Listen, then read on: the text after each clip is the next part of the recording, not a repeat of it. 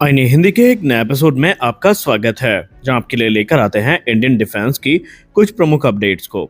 दोस्तों, जितना important arrow India हमारे लिए फाइटर एयरक्राफ्ट के दृष्टिकोण से था, उससे कहीं ज्यादा इंपॉर्टेंट ये एयर शो हमारे लिए जेट इंजन के दृष्टिकोण से भी था।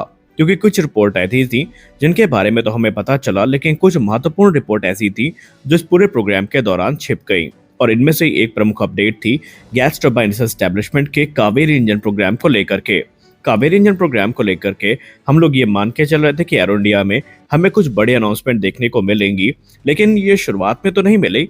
लेकिन एरो इंडिया के खत्म होते होते जीटीआरई ने वो घोषणा कर दी जिसको सुनने के लिए हमारे कान तरस रहे थे। दरअसल बात है एरो इंडिया 2025 के समापन की, जिस दौरान मीडिया से बात करते हुए जीटीआरई के वैज्ञानिकों ने कुछ महत्वपूर्ण जानकारियां और की इंसाइट इस प्रोग्राम से जुड़ी साझा करी हैं। उन्होंने कहा कि हमारा अब अंतिम फोकस जो है रशिया में इसके लास्ट ट्रायल का है। यह सिर्फ एक वैलिडेशन टेस्ट होगा या वैलिडेशन ट्रायल होगा, जहां पर हमने जो अपग्रेड और मॉडिफिकेशन करी है कावेरी डेरिवेट इंजन में, उसको हम एक बार टेस्ट करेंगे और उसके बाद ये इंजन जो है ये प्रोडक्शन रेडी हो जाएगा। उन्होंने कहा इस ट्रायल के पीछे का हमारा सिर्फ एक ही उद्देश्य है कि जो नई कावेरी डेरिवेट इंजन की यूनिट्स हमने बनाई है उनको टेस्ट करना, और उस पर जो हमने जो इम्प्रूवमेंट करी है उनके प्रेडिसेसर के तुलना में वो सही से काम कर रही हैं या नहीं, उस बेंचमार्क को चेक करना। अब सारी चीज़ें जैसे ही वैलिडेट हो जाती हैं उसके बाद इसको तुरंत प्रोडक्शन क्लियरेंस दे दिया जाएगा। उन्होंने कहा कि ये कोई मेजर टेस्ट नहीं है, ये एक रूटीन टेस्ट है। अब क्योंकि भारत में हाई एल्टीट्यूड फैसिलिटीज़ नहीं है, जिसके चलते भारत को रशिया की शरण में जाना पड़ता है, और इसको आप हमारा दुर्भाग्य कह लीजिए कि अभी भी हाई एल्टीट्यूड टेस्ट फैसिलिटी के लिए जो फंड्स हैं वो अप्रूव नहीं करे हैं। लेकिन जीटीआरई की बात करें तो इनके ऑफिशियल ने मीडिया से बात करते हुए कंफर्म कर दिया है कि इसके लिए जो ओल्डर कावेरी इंजन थे इनको मॉडिफाई करके एक टेस्ट बेड के तौर पर यूज किया गया है, और जो अधिकतर टेस्टिंग पैरामीटर्स थे उनको हमने पूरा भी कर लिया है। हमारा टारगेट था कि हम 49 किलोन्यूटन का थ्रस्ट प्राप्त करें, और अब यहाँ पर ऑलमोस्ट कंफर्म हो चुका है कि ये इंजन उतना ही थ्रस्ट जनरेट कर रहा है जितना हमको चाहिए था। अब ये नंबर्स ऑलरेडी क्योंकि वैलिडेट किए जा चुके हैं, तो इसका मतलब ये है कि जो नए कावेरी डेरिवेट इंजन अपग्रेड किए गए हैं कंपोनेंट्स के साथ, इनको एक बार रीवैलिडेशन से गुजरना पड़ेगा। यानी क्यों, अगर हम आसान शब्दों में इसको समझने की कोशिश करें तो कावेरी डेरिवेट इंजन में कुछ नए पार्ट्स और कंपोनेंट्स ऐड किए गए थे, इनको अपग्रेड किया गया था, और अब क्योंकि यहाँ पर रीवैलिडेशन का एक प्रोसेस होता है, तो उसको पूरा करने के बाद जब ये इंश्योर हो जाएगा कि रिलायबिलिटी और परफॉर्मेंस ऑप्टिमल है, तो तुरंत इनको प्रोडक्शन क्लियरेंस दे दी जाएगी। अब यहाँ पर जीटीआरई ने यह भी कहा कि लोग इसको लेकर काफ़ी चिंतित हो सकते हैं, तो ऐसा बिल्कुल भी नहीं है। दरअसल ये कोई मेजर टेस्टिंग फेज़ नहीं है, मेजर टेस्टिंग फेज़ ऑलरेडी हमने पूरे कर लिए हैं। ये सिर्फ एक ऑपरेशनल डिप्लॉयमेंट से पहले टेस्ट होता है जो हमें कंप्लीट करना होता है। और उनसे जब ये पूछा गया कि आखिरकार हमारे भविष्य में कावेरी इंजन के क्या महत्व होंगे, कावेरी इंजन को हम कैसे यूज़ करेंगे, तो उन्होंने कहा कि कावेरी इंजन में आपको दो अलग अलग वेरिएंट देखने को मिलेंगे। अभी हम जिसकी बात कर रहे हैं वो है कावेरी डेरिवेट इंजन, जो कि 13 टन वजनी घातक यूकैप को पावर करेगा। लेकिन जीटीआरई इसी के साथ साथ इन इंजन्स को आफ्टर बर्नर मॉड्यूल में इंटीग्रेट करके जो पुराने तेजस के लिमिटेड सीरीज प्रोडक्शन के एयरक्राफ्ट है या एयर फ्रेम्स है उनमें टेस्ट करने वाली है।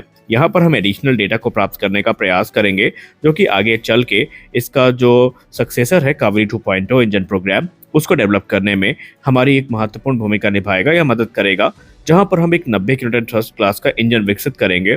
और हमारा प्रयास तो यही रहेगा अभी कि हम न सिर्फ तेजस मार्क 1 के लिए इंजन बनाएं, बल्कि तेजस मार्क 2 में भी उसको इंटीग्रेट कर सकें।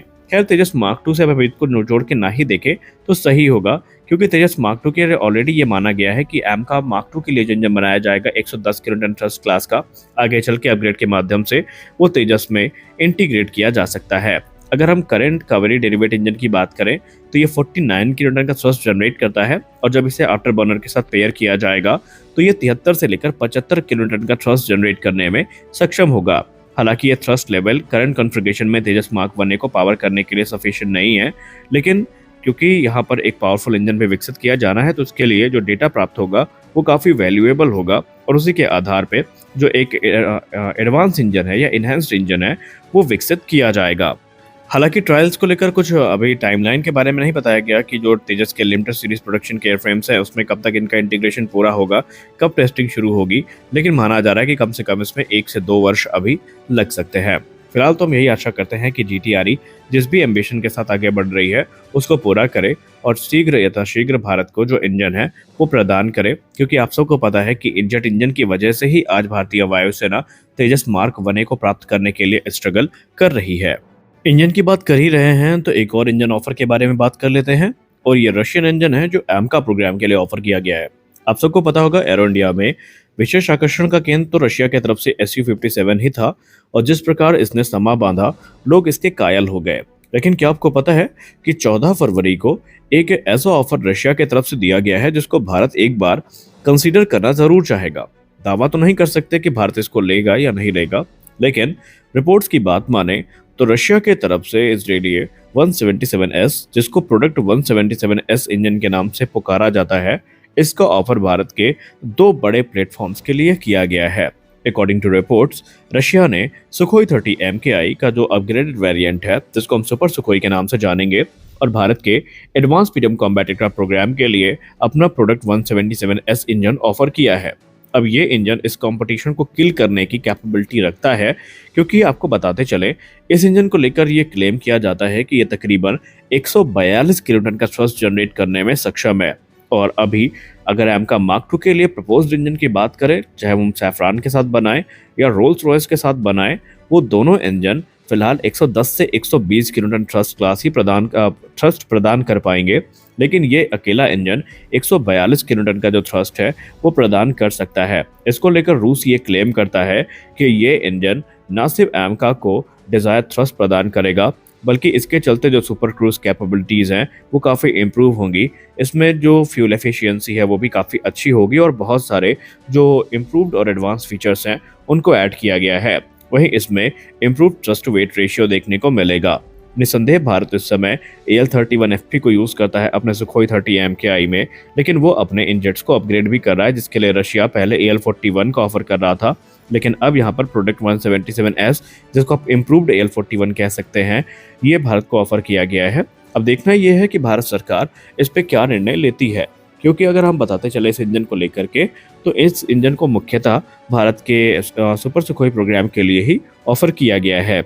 अब अगर यहाँ पर डायमेंशन सेम होती है और भारत की जो रिक्वायरमेंट है उसको पूरा कर पाता है तो भारत कोई डिसीजन ले सकता है। हालांकि थोड़ा मुश्किल लगता है ये काम कि भारत इसके तरफ जाएगा, क्योंकि ऑलरेडी हम ये लोग ये मान के चल रहे हैं कि यहाँ पर सैफरान या रोल्स रॉयस इनमें से ही किसी एक को विजेता सेलेक्ट किया जा चुका है, और अनाउंसमेंट महज एक औपचारिकता है। जहाँ तक संभावनाएं प्रबल है कि इस पूरे कंपटीशन में जो सैफरान है वो बाजी मारता नजर आ रहा है, लेकिन अभी भी जब तक स्पष्टीकरण नहीं आ जाता सरकार की तरफ से, कोई भी बात करना थोड़ा जल्दबाजी होगी। तो देखते हैं भारत सरकार इस पे क्या निर्णय लेती है। आपको क्या लगता है, रशिया जिस प्रकार के ऑफर अब भारत को कर रहा है, भारत को इन्हें कंसीडर करना चाहिए या नहीं? आप अपनी राय कमेंट सेक्शन में जरूर बताएं। तो इस वीडियो में बस इतना ही, मिलते हैं अगले वीडियो में कुछ और अपडेट्स के साथ। तब तक के लिए जय हिंद।